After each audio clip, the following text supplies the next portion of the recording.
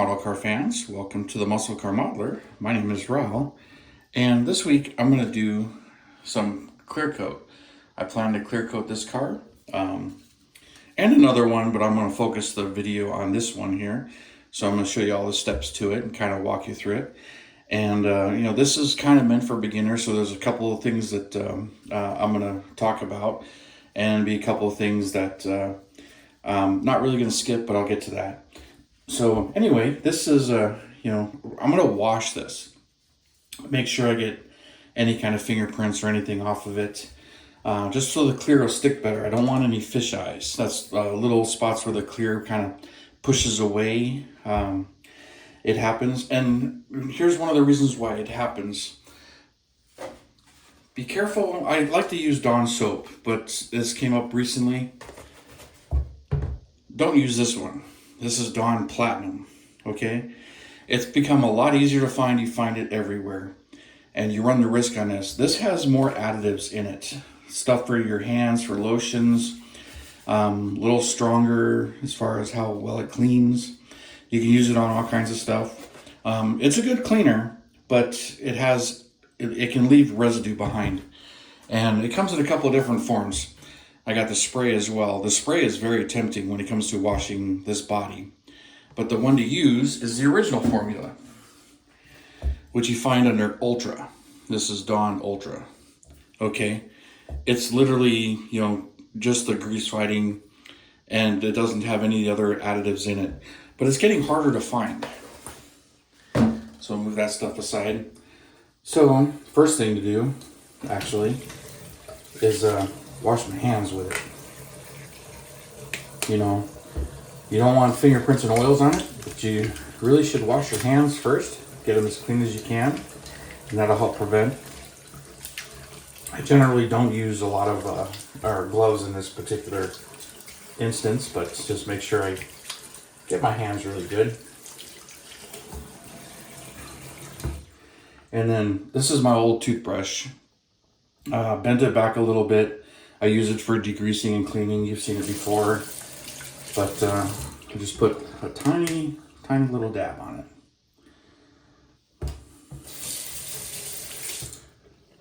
Close the drain, because if I drop one of those mirrors, I don't want it going down the drain. So,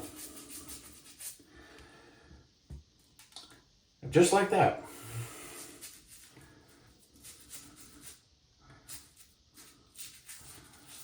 And I put it in the palm of my hand, do that, and they're kind of a pain to wash mirrors when you're painting them, but it becomes beneficial. And that just shot on the floor.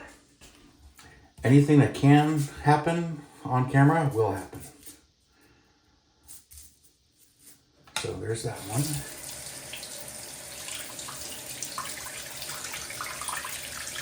So here's that one. Put that over there.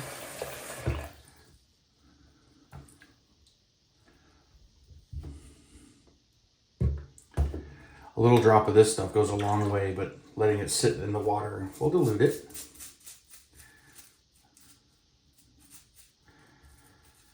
The soap makes it a little slippery and hard to...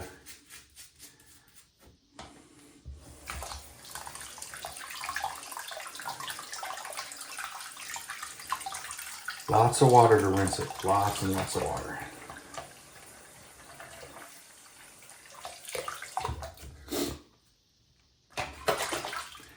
Now we'll work on the body. Very, very gentle, especially over the decals, anything.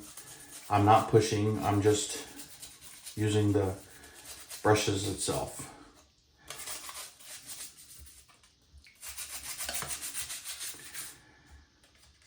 The best part is a lot of times fingerprints don't get in the areas that you've painted, any of the crevices. It's really just the surfaces that become an issue. All the sides where you're constantly grabbing it, valance panel, across the trunk, everywhere, the entire roof, everywhere you just happen to pick it up and touch it. Do the entire engine compartment. Just like that. Just real gentle. not too worried about the inside so much, but I'm going to do it anyway. I am going to try and get some clear in here because most of this is all blacked out. What's interesting is the overspray it's pulling off, if you're able to see that. Stuff that isn't stuck.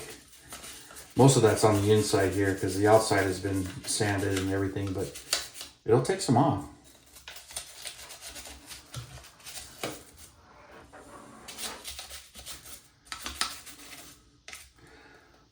All right. That came right off the brush. Okay.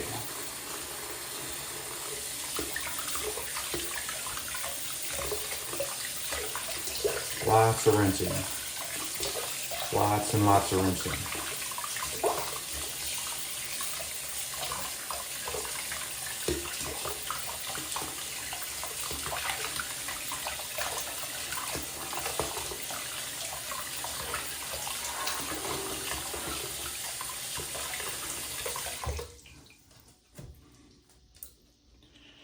Shake it off a little bit.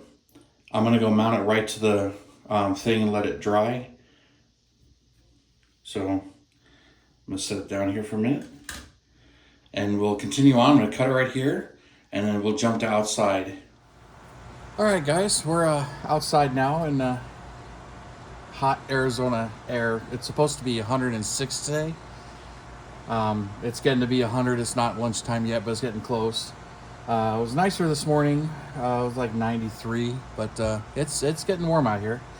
But I'm really not getting, I just want to show you what I'm using, but it's really not about the clear coat, really, because you can use whatever you want and stick with the manufacturer's recommendations, of course, for whatever material you're using. I've got it all mixed up and ready to go here, and bring the Challenger over here soon and get ready to spray it. But I also got a respirator because this is required for this stuff. Other clear coats, it may not be as necessary, but it's always a good idea to have one. I keep it in the bag to keep it the dust and everything out of it, and then I take it out and put it on, and I'll be doing that here in a minute. But we're getting ready to go. But this is real automotive clear coat from Sherwin-Williams Automotive Finishes. This is what I use. I've been using it forever now, really. I think since 2013, somewhere right around there. So, you know, those of you guys who've used stuff like this, you know what it is. But there are other clear coats, cheaper options. But, you know, for me and many people I know of that have switched to something like this, once you switch to something like this, it's hard to go back. Not bragging, but I'm just saying, even though this is geared more towards the beginner, I'm using this, and this is just, you know, because one, I've already invested in it because this is a lot of money. And once you have it, even though this is a gallon, and here I made 20 milliliters right here, and I'm doing 2 bodies, even though you're only going to see me do 1. This is more than enough for 2 bodies, hood, and a couple other parts. So that's more than I need for the Challenger. Usually I would use about 2 ounces, maybe 10 milliliters, and I would still have some left over. This is hardener, this is clear, and this is the thinner, in case you guys are wondering that may not know. So I'm just pointing this stuff out. That way, I know you're going to ask, what did I use? This is what I'm using. But, you know, use whatever you're comfortable with, whatever you're familiar with, whatever your budget will allow.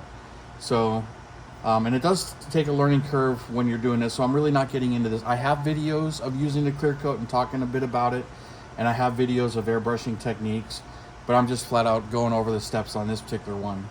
So let me get myself ready here. Now you may have seen my wood stand before, and then also here's my mirrors. I may sound a little muffled with the mask on, but I mounted them because of the way they are, so I could spray both sides of them. They've got a big base, and I stuck them right to the edge. The danger with this though is that if you're not careful, you can hit the side. So be very mindful of where it's at.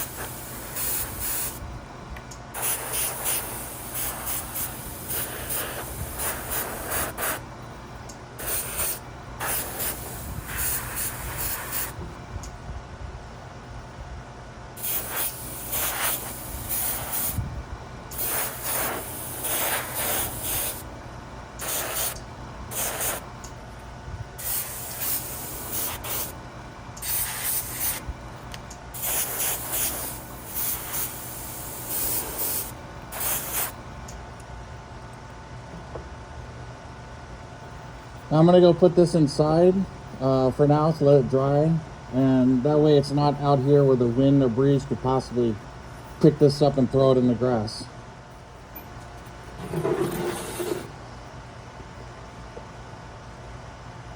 When I start airbrushing, I tend to work from the bottom up and get the top last. So I work the sides first.